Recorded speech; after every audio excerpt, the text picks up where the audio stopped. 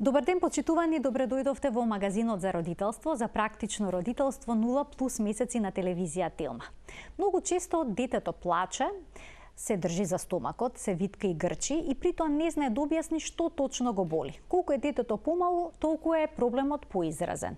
Но кога станува збор за болката во стомакот, работите не се полесни како што годините поминуваат. Обично родителите се во паника кога детето ќе се пожали на силна болка во стомакот, бидејќи веднаш помислуваат на воспаление на слепо црево. Но искуствата покажуваат дека многу почесто се работи за болка која што не остава некои сериозни последици, а кои се најчистите причини за безопасните болки. Ќе ни појасни денешната гостинка, а тоа е доктор Наташа Чучкова-Ничкевска, специјалист по педиатрија во Аџибадем Систина. Докторке, добре ни дојдовте во студиото на Телма. Благодарам, добре ве најдов.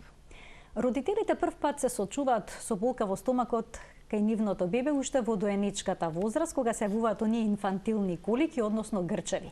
Па на каков начин тие се манифестираат и дали навистина бебето чувствува болка во тие моменти? Тие инфантилни колики се специфични за доенечкиот период. Да, навистина, детето чувствува некаков тип на болка. Најчесто се јавуваат од возраст на втората недела, третата недела од новороденечкиот период, се до некаде четвртиот месец на растење на детенцето. Постојат повеќе теории зошто тие настануваат и ниедна не е, да кажам, до крај осознаене дали е навистина за тоа се работи или не. Се претпоставува дека во тој период дечињата во актот на голтање и на цицање од мајката повеќе внесуваат воздух, односно имаат аерофагија, па цревата се дистендираат повеќе и се поболни во тој период. Оно што го знаеме со сигурност е дека во тој период инфантилните колики не представуваат болест. Односно, доаѓаме до диагноза за инфантилни колики, од кога се друго ќе исклучиме. Не постои диагноза посебно, освен по принцип на исклучување на сите сериозни состојби што може да се јават во новороденечкиот период. А како изгледа бебето во тие моменти, докторке? Каков е плачот? Да, тоа е нешто што прашуваме. Каков е плачот? Колку време трае? Вообичаено се јавуваат коликите во вечерното време, некаде траат повеќе од 20 на минути, бебето е вознемирено, плаче, а потоа испушта гасови и целата драма се смирува како ништото не било. Но за да кажеме дека навистина се работи за бенигни инфантилни колики, треба да го видиме детенцето, да не пропуштиме некоја сериозна работа, затоа што новороденечкиот период е исклучително фрагилен период од растот и развојот на детето, па можат и тука да се појават и други сериозни состојби, како да речеме интусусепција на црева или некоја акутна хируршна работа, која што исто се одликува во првите денови само со плачење, бидејќи бебенцето не знае другче да комуницира со родителите. Доколку бебето има инфантилни колики, педијатрот потврди дека се работи за тоа, дали тие ќе бидат поизразени кај бебињата кои што цицаат во споредба со оние кои што се хранат со мајчино млеко и обратно, има ли некаква поврзаност начинот на исхрана и овој проблем? Научно не е докажано дека има некаква поврзаност, односно дека да речеме децата што се на адаптирано млеко имаат поизразено инфантилни колики во однос на тие што се на мајчино млеко, нема поголема дистрибуција во однос на полот на детето. Тоа што е карактеристично е дека тие поминуваат како ништо да не било, детенцето добро напредува во телесна тежина и во периодите кога не плаче нема никаков знак на болест. Значи ние се друго отпишуваме дека се работи за некаква патолошка состојба, а потоа придаваме диагноза дека се работи за инфантилна колика.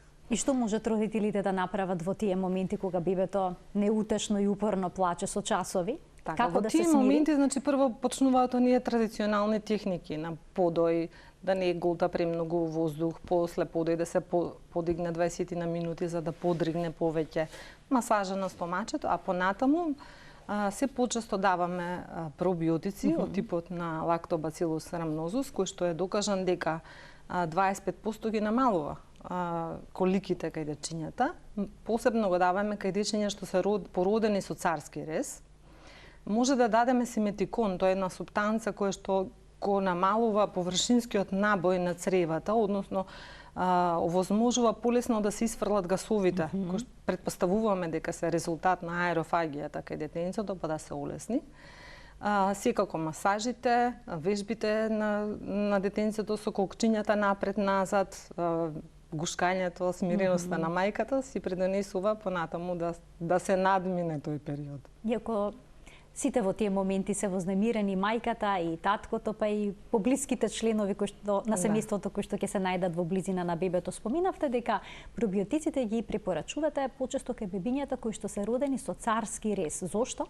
Бидејќи во самиот акт на раѓање тие не поминуваат низ родилните канали, па истражувањата покажуваат дека дигестивниот систем и микробиомот е помалку населен со пожелните бактерии кај дечиња се родени со царски рез во однос на дечиња што се родени по спонтан пат, значи кога детето поминува низ родилните канали.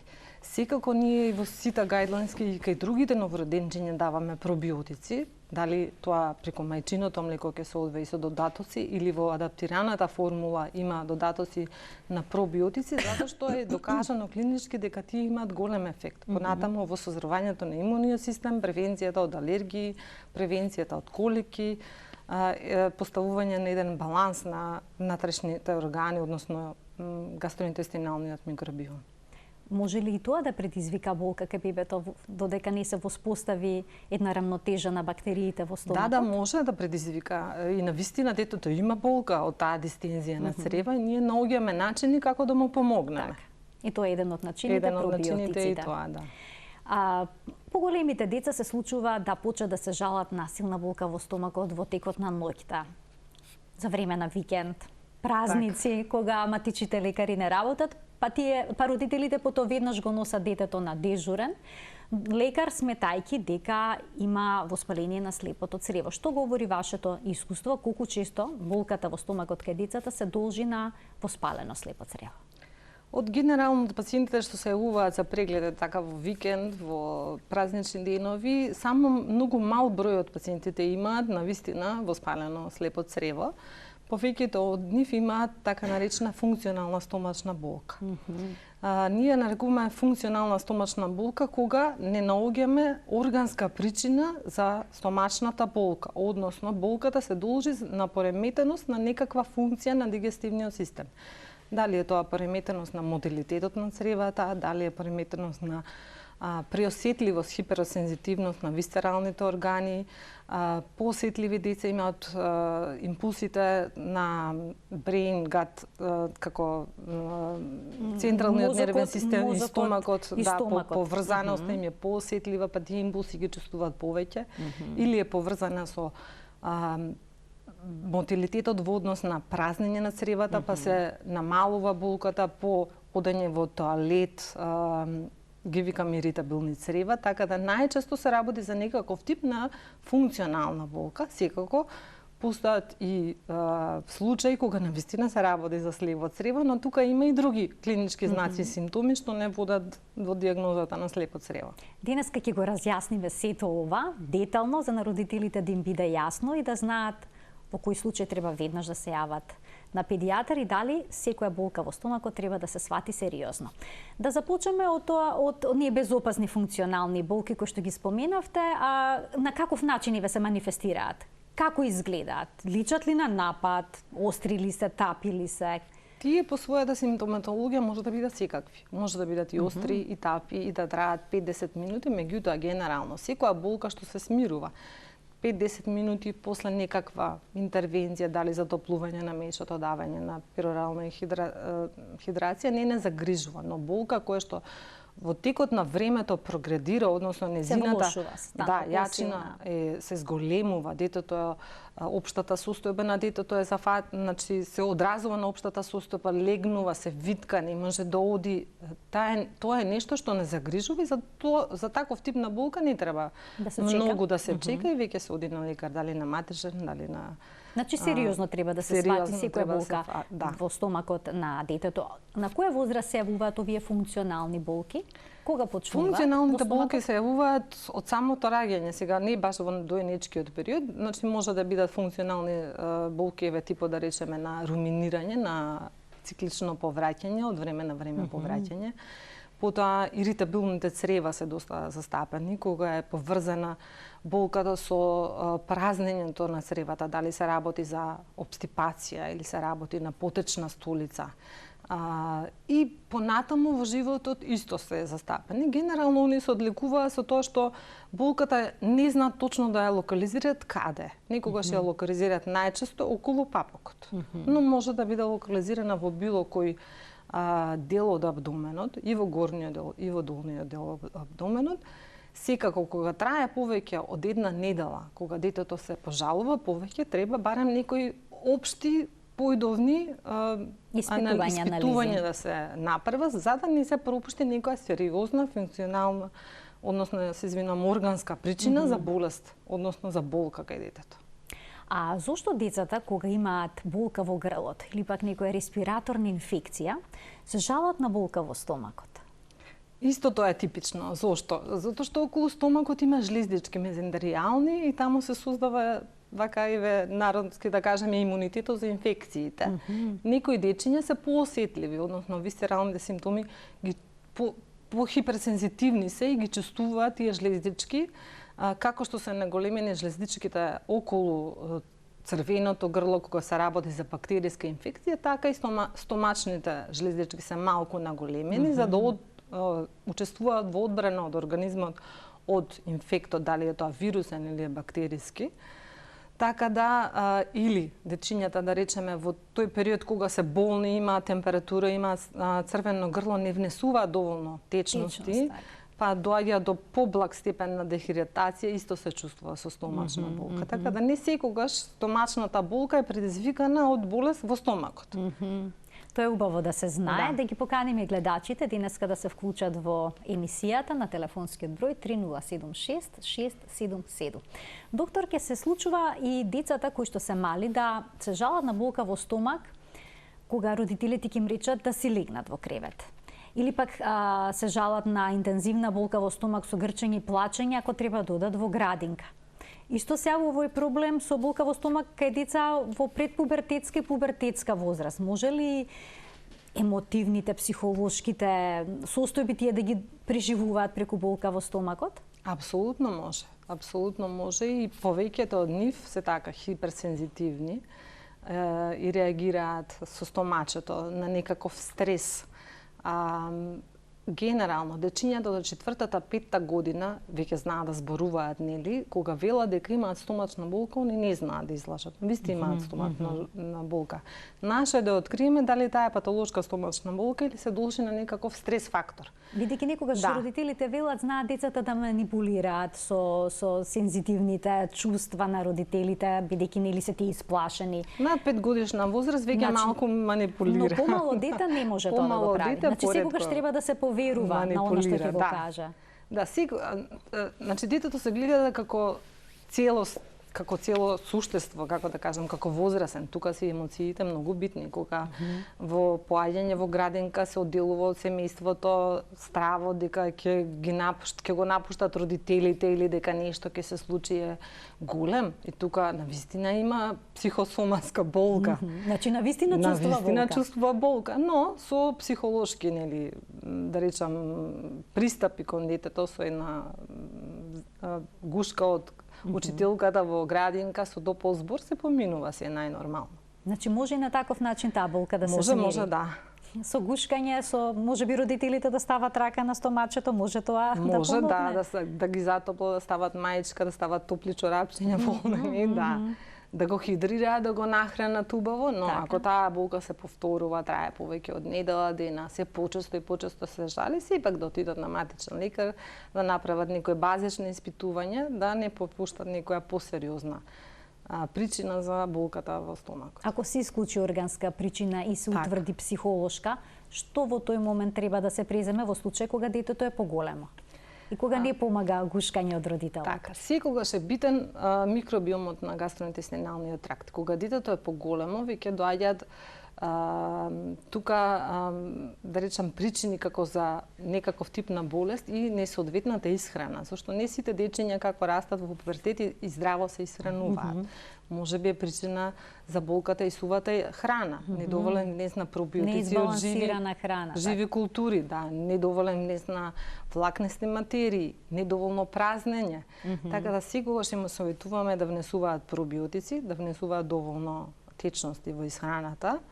А советот психолог понекогаш вклучуваат? Постојат и некои случаи кога навистина ќе исклучиме дека немаме зошто да се загрижуваме, тогаш и когнитивно бихевиоралната терапија, односно психолошката терапија, е многу добро дојдена кај овие дечиња.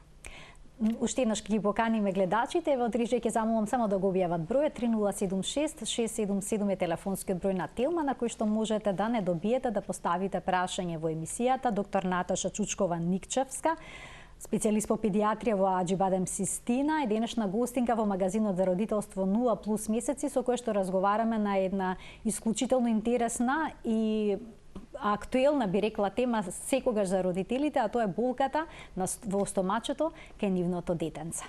Докторке, доколку се исклучи и психолошки аспект за појава на болката, но и органска природа, а детето и понатаму се жали на болка, што се презема? Може ли да го боли детето стомакот, а да нема никаква причина за тоа? Па тоа генерално ретко се случува. Скоро секогаш наоѓаме некаков тип на причина за болката во стомакот. Се почесто морам да кажам дека наоѓаме паразити кај децата. Може би моето клиничко искуство вели дека порано немавме толку паразити. Не знам. Тоа е интересен факт, да. Нешто што сме го предвидувале неочекувано. Наоѓаме хиперсензитивност кон храната, знаат одредени алергии да се манифестираат со стомачна болка. Наоѓаме недоволна испразнетост на цревата или лактозна интолеранција. Се повеќе наоѓаме некаква си причина која што не е навистина органско нарушување, но предизвикува болка, па со самото моделирање на начинот на исхрана, дневните активности, промена на животниот стил, кај повеќето од нив има подобрување, односно намалување барем на степенот, интензитетот на болката и честотата на појавување на болката. Доколку кај детето има болка во стомакот и диареја, тука веќе се знае зошто е присутен овој проблем. Дали со смирувањето на проливот би требало да исчезне болката и какви испитувања правите во тој случај? Кога имаме диареја, прво се сомневаме на некаков вирусен тип на проливести столисти, бидејќи 80-90% од ентералните инфекции се должат на вирусна етиологија. Најчесто ги испитуваме ротавирусот, аденовирусот и норовирусот како најпатогени форми на ентерални вирусни инфекции. А потоа доаѓаат зачестеноста на салмонелите, на другите бактерии, кампелобактер, клостридиум или други бактериски инфекции како предизвикувачи за инфламација, односно воспалителен одговор на цревата кон некој агенс од надворешната средина. Доколку се работи за таков тип на диареја, по самото поминување, односно регулирање на столицата, болките може да продолжат за жал уште 2 до 3 недели, односно таа неизбалансирана столица ќе продолжи уште 2 до 3 недели, затоа што кога се случува воспалување на цревата од бактериска или вирусна етиологија, цревата се натечани, ензимот лактаза е намален во цревата и последователно треба неколку недела, 2, индивидуално е тоа, кај некои дечиња да се обнови цревниот епител за да се воспостават нормалните функции на дигестивниот систем. Така да знаеме да имаме во пракса дечиња кои што и 2 до 3 недели се жалат на стомачна болка, имаат некаков тип на нерегулирана столица. Меѓутоа, таа ни далеку не е иста како кога почнала инфекцијата. Кога почнува диареја, односно проливеста столица, тие се над 5-6 на ден, се пропратени со температура, се водести, се болни, некогаш се пропратени со повраќање и дехидратација. Како се смирува состојбата, како закрепнува детето, така тие се регулираат, можеби по 1 на ден. Стомачните болки се ретко еднаш во тек на денот кратко траат и веќе знаат да ги препознаат и пациентите и родителите дека не се работи ништо сериозно, односно дека се работи за период на закрепнување на децето, како што пополека одминува времето, така и болките се смирува. Колку често течата столица ентероколитот кај детето може да создаде проблеми понатаму со цревата? Подолготраени болки, но и како што веќе споменавте, нарушување на лактазата, па и да дојде до нетолеранција на лактоза, па детето да не може повеќе да пие млеко. Почесто мора да кажам дека во последно време не само кај нас и во светот се злоупотребуваат антибиотиците за ентералните инфекти. Ние според водичите на детската гастроентерохепатологија не даваме антибиотска терапија дури кога се работи за салмонела. Навистина. За бактериска инфекција, сето тоа е индивидуална проценка на лекарот. Дали треба да даде антибиотик, затоа што со давањето на антибиотик па понатаму се уништува нормалниот микробиом на цревата, па може да се случи пациентот да стане клицоносител на салмонела или да дојде до растење на други патогени бактерии кои што се непожелни во дигестивниот систем. Како се спроведува тогаш лекувањето? Само со пробиотици? Лекувањето е тука да одреди докторот да види општата состојба каква е на детето. Ако детето генерално може да се менеджира со перорална хидратација, ако тие проливи се може да се избројат, нема гупиток на електролитни течности, нема појава на други симптоми и знаци од другите органи и системи, тогаш решава дека ќе се менеджира детето само со електролитни течности, рехидрација, пробиотици, храна од типот на сорбенси, без лактоза, затоа што во секој ентерален инфект лактазата е намалена, и нормално секојдневно следење и комуникација со пациентот и родителите. Доколку има некои симптоми кои што секако треба да се оценат дали треба, само во одредени случаи даваме антибиотска терапија. Доколку се јави транзиторна, односно минлива нетолеранција на лактоза, колку време детето не треба да прима млечни производи? Од прилика недела до 2, додека се обнови гастроинтестиналниот епител. Во тој период им советуваме, како и друг пат, да внесуваат поголема количина на пробиотици, за да се избалансира гастроинтестиналниот микробиом. Или тој се состои од пребиотици, пробиотици и постбиотици. Пребиотиците не се храната што ја даваме, пробиотиците не се живите култури, односно лактобацилите. Добрите бактерии. Да, стрептококус буларди и другите бактерии, а постбиотиците не се дел од отпадните материи, меѓутоа и тие имаат свое значење во дигестијата, односно зачувување на хомеостазата на дигестивниот систем. Така, убаво појаснивте зошто е важно родителите да не даваат често антибиотици кај децата, бидејќи може да направат сериозни нарушувања на цревната флора, болки во стомакот и многу проблеми. Имаме гледач на линија, да го вклучиме во програма. Добар ден за него. Ало? Добар ден, во програма сте повелете. Добар ден.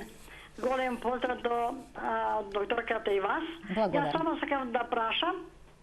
Дали ме слушате? Да, ве слушаме. Сакате да прашате нешто? Докторката само. Така. Имам, внуче, сум баба на телефон.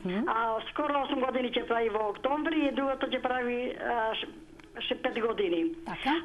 И на сабадин давам јас сок. Од цвеко едно резенче од цвекото, Добра. Јаболка по една червајцата, шагарепа по една на средна и портокал по еден-два, значи и пола лимон.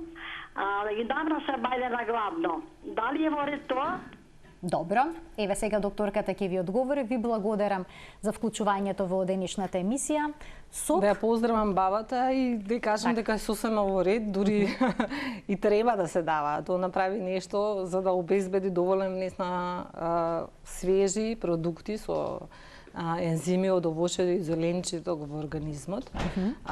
Ако може да ги пијат, на гладно е во ред. Ми кажа дека става лимон, па некогаш се жалат на стомачна болка наутре ако кисело испијат, но и во тек на денот е здраво и пожелно тоа да го испијат. Но ако не се жала децата, и наутро може да го испијат, зошто да не? Јас би рекла само ако може, ако прифаќа да го направи повеќе како смути, односно да се изблендира целото овоше и зеленчук за да ги внесе и пулпата, да. Која што е важна како пребиотик, влакнестите материи кои што се важни како пребиотик за да има подобра нутритивна вредност тоа.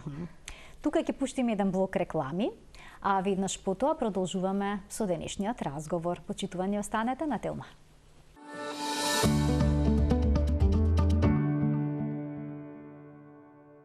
Продолжува магазинот за родителство 0+ месеци. Зборуваме за причините кои што доведуваат до болка во стомакот во детска возраст со доктор Наташа Чучкова-Ничкевска, специјалист по педиатрија во Аџибадем Систина. Доктор, ке имаме гледач на линија, ќе му дадеме предност и ќе го вклучиме во програма. Добар ден.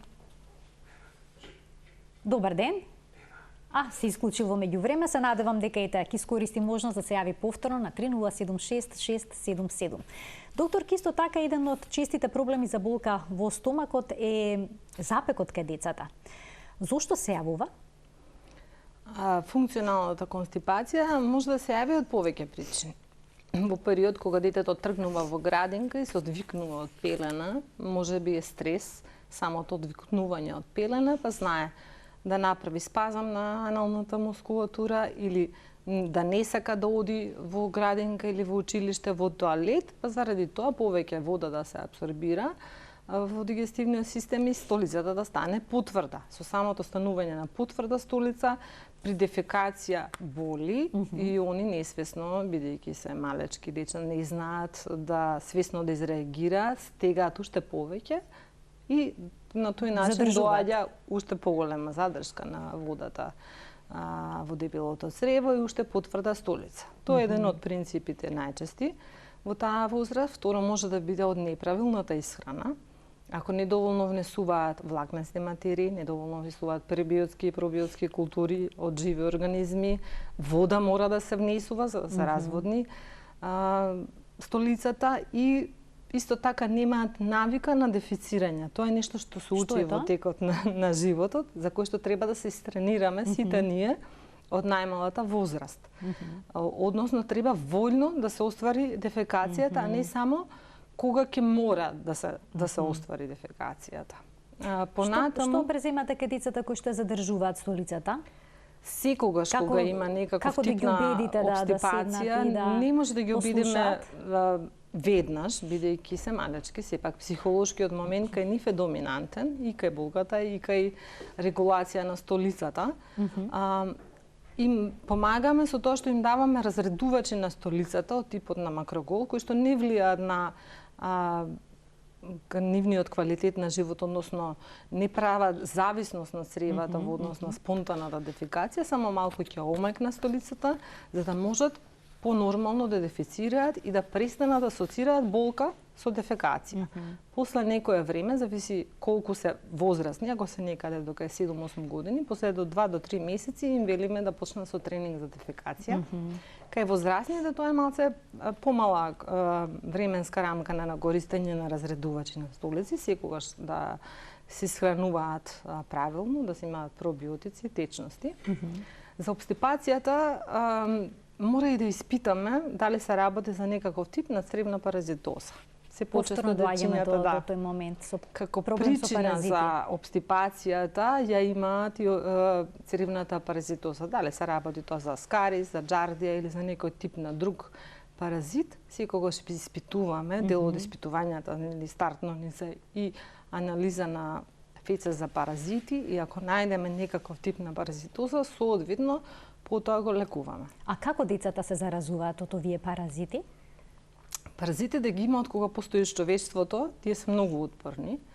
Најчесто се заразуваат преку фекоорален пат. Значи некаде тој паразит живее, дали во храната, во песокот, во неизмиени раце, дали некој друг претходно пред нив имал. Најчесто да речам домашните милиничиња знаат да имаат паразити, па при недоволна хигиена тие нели одат на лулашки, има песок, знаат да се игра, знаат да ставаат раце во уста и сето тоа е нормален процес, но треба да се исклучи паразити затоа што освен обстипација знаат да прават и посериозна клиничка слика. Например? Например на алергии, знаат да мигрира во другите органи и системи.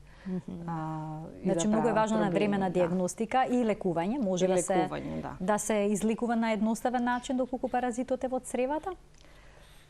Излекувањето е процес, зависи каков паразит е, таков и антипаразитарен лек даваме. Секогаш се лекува во склоп или на семејството се проверуваат и останатите членови, затоа што кога се дава антипаразитарен лек, просто паразитите бегаат од него, па реинфекцијата во домот и статистички е многу поголема. Дури 80% од пациентите имаат реинфекција, затоа го запазуваме хигиенскиот диететскиот режим, значи даваме антипаразитарен лек кој што се спроведува строго контролирано, потоа правиме дезинфекција на домот на дете за да ги намалиме можностите да се реинфицира. А ако детето често се жали на болка во стомакот, потребно ли е да се испита толеранцијата на глутен? Толеранцијата на глутен, ако мислите алергијата на глутен, за целијакија конкретно. Целијакија е малце различна работа. Целијакија е автоимуна болест. Тоа е сериозна работа кога имуниот систем е пореметен, односно создава автоантитела против глутенот и сродните проламини. Се почесто постои термин на не целијачна сензитивност на глутенот, каде што немаме органско заболување, меѓутоа тие пациенти знаат да се жалат дека им е потешко, односно понадуен им е стомакот, имаат грчеви, имаат некаков си тип на дискомфорт кога јадат бели пецива и продукти со глутен. Тие не се кандидати за целијакија. Кај целијакија мораме да имаме генетска предиспозиција, имаме автоантитела и развој на автоимуна болест. Тоа е нешто што доживотно се третира и се лекува и навистина сериозна работа. Преосетливоста на глутенот, а и на другите пченици, житарки, е нешто што со намалување на внесот на глутенот, симптомите исчезнуваат, односно се подобруваат. Тука им советуваме да направат алерготестови на храна, тоа што не може да знаеме дали навистина е глутенот, или можеби се лешниците, или можеби се јагодите, или некаков тип на друг алерген што се внесува во исхраната, предизвикува болки или дискомфорт. Кај мали деца може да се направи овој тест? Некаде од втората, третата година се прават. Тие се кожните кутани тестови што најчесто ги правиме. Постојат и други преку крврида тестови. А зошто кај помали деца не се прават? Зошто не се препорачуваат? Затоа што не може да седи мирно детенцето. Тамо правиме рида тестови, специфични ИГ молекули за одредени типови на храна. Во разговорот со семејството и добро занемената анамнеза, на што детето се жали, какви симптоми забележале, дали забележале некаков тип на кожна реакција, некаков тип на проливеста столица, земаме анамнеза и се насочуваме кај помалите деца што да бараме понатам, ако навистина треба нешто да бараме од типот на алергии, а по големите веќе се работуваат така да директно на самата подлактица се ставаат алергените и се гледа одговорот на алергискиот одговор на кожата, дали навистина се работи за некаква преосетливост или не. А кога болката во стомакот бара преглед од детски хирург? Одредени состојби бараат се неодложни преглед од детски хирург, а понатаму и интервенција од детски хирург. Кога болката се зголемува во текот на денот, тоа дете непрестано плаче, стомакот е тврд, надуен, нема гасови, дали се работи за преплет на црева или почнува некаква абдоминална драма, повреќањата не се смируваат, постојат црвени знаменца кои што ние треба претходно како педиатри да ги одредиме, дали е високо ЦРП, како инфламација, леукоцити, знаци, да речеме кај апендицитот, кочење на десната нога, реакција на физикалниот преглед, не реагираат болно на одредени точки при пипање на мешето. Тие се состојби кога и ние педиатрите секогаш повикуваме детски хирург, секако правиме базична лабораторија, крвна слика и одредени други параметри за инфламација.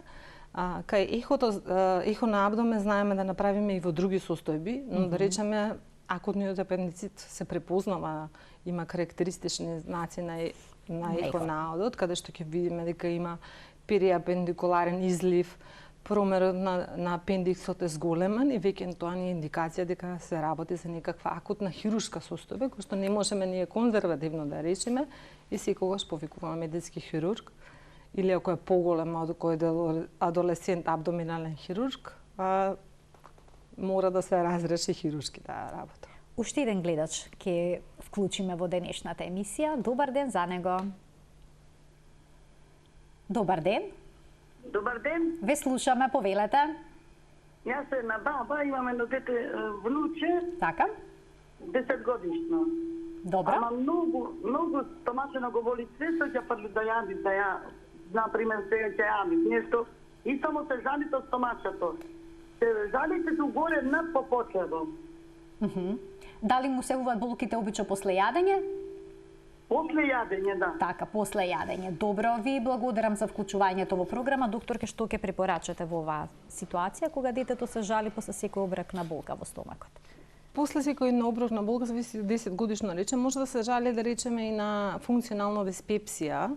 Што е тоа? Кога малку има рефлукс, повраќање киселината од желудникот, оди према езофагусот, да, па знаат Се враќа назад. чувствуваат печење. Секако тоа дете треба да биде прегледано од педијатар и првично да се направат основните анализи како крвна слика, седиментација, маркери за хеликобактер, да речеме, дали е инфекција, да се направи едно ехо на абдомен, едни паразити, столица и да се проследи понатаму. Да му советувам, ако е нешто проблем со исхраната, да повнимава, да не внесува премногу суви работи, пржани работи, да внесуваат пробиотски култури од типот на кефир, јогурт, кисело млеко, а со сладкото млеко да не се претерува во текот на денот. Секако ако се најде некаква причина, ќе се постапи потоа соодветно да му се помогне на детенцето. Но ако овие болки се долготрајни и траат повеќе од 2 недели, прво нека отиде на матичен педијатар, а потоа и кај нас. А се случува ли некогаш да можете да поставите диагноза само врз основа на анамнезата, односно на она што ќе ви го кажат родителите за болката во стомакот кај нивното дете? На каков начин се манифестира, кога се јавува и слично? Искрено не. Мораме да ги согледаме сите работи. Анамнезата е половина од диагнозата и добро земена анамнеза и повеќе од половина од диагнозата, но секогаш мораме да го погледнеме и пациентот. Родителот кажува, но тоа што ќе го видиме исто е многу битно. Така да избегнувам да се консултирам без видено дете, зашто така грешки се прават. Секогаш знаеме дури и од најдобра намера да кажеме нешто да не испадне на крајот така. Така. Се случува ли кога детето има силна акутна болка да треба да направите по 2 па и 3 прегледа во текот на еден низ ден? Се случува, да речеме, ако почнува развој на акутен апендицит. Секоја болест има свој почеток, еволуција и разрешување крај. Ако детето е премногу рано донесено на лекар, на педијатар, немаме пораз на инфламаторните маркери, мирно е ЦРП-то, мирни се леукоцитите, стомакот е безболен, да речем, на тие пипкања, на тие прегледи, на ехонаудот, не гледаме никаква патолошка промена, меѓутоа болката прогредира, се влошува, детето завзема природна положба во кревет, не може да стане, или профузно повраќа, или почнува да кажува температура, тоа значи дека нешто не се случува акутно тогаш. Така да не се случува и тоа, неколку пати да го прегледаме, за среќа поретко. Мораме да сочекаме да видиме како ќе се манифестира. Може би таа болка понатаму ќе се манифестира со акутен гастроентероколит, некоја стомачна вироза, па ќе се јават проливи, температура, повраќање, ќе изолираме ротавирус или аденовирус. Така да секоја работа во медицината, како и живот, има почеток, еволуција и крај. А доколку се работи за оние безопасни физиолошки болки, обично колку време траат кај детето и што препорачувате ако родителите почнат често да доаѓаат кај вас на преглед, бидејќи се тие загрижени поради неговата состојба, а не можете да откриете ниту органска, ниту пак психолошка причина за тоа? Тие болки траат не повеќе од 5 до 10 минути. Поминуваат, значи, кратко спонтано, да. После еден разговор, вообичаено и родителите и детето знаат да препознаат и не се вознемируваат, поретко доаѓа така. Ако навистина пациентот доаѓа, ние секогаш му веруваме на пациентот и мора да се преиспитаме, да не нешто сме пропуштиле, повторно да направиме анализи. Чувството на болка е субјективно. Не може вие да го процениме, мора да ни каже или родителот да ни каже. Ние не знаеме да процениме дали навистина има болка или не. Освен, нели, ако не е тоа видлива болка, детето се грчи, тоа веќе е алармантно. Предпоставам дека потешко ова да се издиагностицира кај помало дете кое што не знае да ви каже што точно му се случува. Со оглед на тоа дека стомакот е затворен, нема прозорец во него. Како проценувате дека се работи баш за болка во стомака, не за нешто друго? Дали се работи за болка или не во стомакот, не знаеме, да речеме во некој доенички период. Затоа велам дека тие инфантилните колити или тие бенигните стомачни болки се диагноза по принцип на исклучување. Така. Ние го прегледуваме детето, гледаме дали има температура, нема температура, го проверуваме УФС-то, често знае отит да биде причина за болка и викање и плачење во тој период, да не е со црвеното грлото, да не почне некаков симптом на повраќање. Кога ќе ги исклучиме сите можни патолошки диагнози, сме сигурни дека навистина немаме органска причина за болка. Затоа велам дека и не можеме да поставиме диагноза само со давање на податоци со разговор со родителите, зашто ако они можеби не знаат, треба да се погледне увото, да видиме дека е за црвеното. Можеби е почеток на нешто, така да секогаш мора да го прегледаме пациентот. Болката во стомакот е честа причина за посета на родителите со нивните деца на педиатриските ординации? После инфекциите, респираторните симптоми кај децата, што се најчести, една од најчестите причини е стомачната болка. Доволен е преглед од педијатар, кога треба гастроентерохепатолог да ги преземе работите во своји раце? Кога таа болка подолго трае повеќе од 2 недели, кога првично педијатарот направил некакви базични испитувања и не нашол ништо, меѓутоа таа болка прогредира, трае, детето се повеќе се жали, тогаш соодветно да се упати на гастроентерохепатолог, да се направи едно ехо или дополнителни неопходни испитувања во однос на клиничката слика кај тоа дете. Има многу народни лекови кои што се поврзани со здравјето на стомачето и болката во стомакот во детска возраст. Обично родителите прават чај од нане. Помага ли? Помага, да. Пеперминтот е познат, нането е познато и во медицината. Помага. Сите оние лекови, односно традиционални, да речам, исхрани се добре доедени, затоа што се по принцип здрави. Самото внесување на нане и пеперминтот го смирува стомачните тегуби, се хидрира детето, внесува и некаков тип на шеќер, дали мед, лажичка внатре, така да од тоа штета нема. Од пробиотските култури ние разговаравме пред да се сретнеме нели за кефирот, да речеме, тоа е некој тоа е пробиотик традиционален и во Македонија и во светот кој што содржи 16 живи бактерии, квасци и живи пробиотски култури. Ние во традицијата сме научени да јадеме ферментирани производи, кисело млеко, јогурт, што се полезни за нас. Така да тие традиционални ферментирана зелка порано се јадеше, и се уште се ферментирани краставички, но во домовите ретко кој од современиве семејства има време и простор да направи нешто такво. Да, ферментираната зелка е здрава. Единствено што не е здрава е количината на сол таму. Дури кај децата? Па премногу е сол, зависи кој како ја прави, но што да речам ферментираните производи во принцип се здрави. Нашата традиционална кујна, секако не препржено, не препечено, е доста здрава. Доколку си сврлат за пршките, вела дека сме многу слични со медитеранската исхрана. Да. Така што применување на традиционална македонска кујна, предпоставам дека е рецепти за добар стомак. Апсолутно е рецепта. Не се рецепта брзите храни, се повеќе пилешки прсти, чикен нагенс, готови брзи храни, пици, хамбургери, помфрит, што за жал сите деца во тинеџерските газирани сокови, во тинеџерските години знаат така да се исхрануваат. Но ако основата во семејството е здравиот начин на исхрана и здрав начин на живот, сепак тие негативни последици од нездравиот начин на исхрана се балансираат. И моето последно прашање за денес е поврзано повторно со пробиотските култури. Дали е подобро да примаат децата пробиотски култури од природни извори или пак да земаат родителите некои фармацевски продукти кои што содржат различни форми на пробиотици? Двете работи се добри. Знаете како комбинација. Ние не знаеме дали они секојдневно ќе внесат жива пробиотска култура. Тоа е период на растење кога не секогаш може да се убедите со детето дека е здраво да пие јогурт или да пие кефир, едноставно не му се допаѓа вкусот. Така да пробиотиците од типот на LGG, од типот на лактобацилите, ацидофилните се добри и ги даваме. Кај сите дечиња ние ги даваме до 1 година, а во одредени состојби после употреба на антибиотици, пореметена флора, инфекции и подолго време кај повозрасните дечиња. Здраво и живите пробиотски култури да се внесуваат. Јогуртот е одличен извор на пробиотици, кефирот е добар, комбухата, има и други ферментирани производи. Така да комбинација од двата би била најидеална.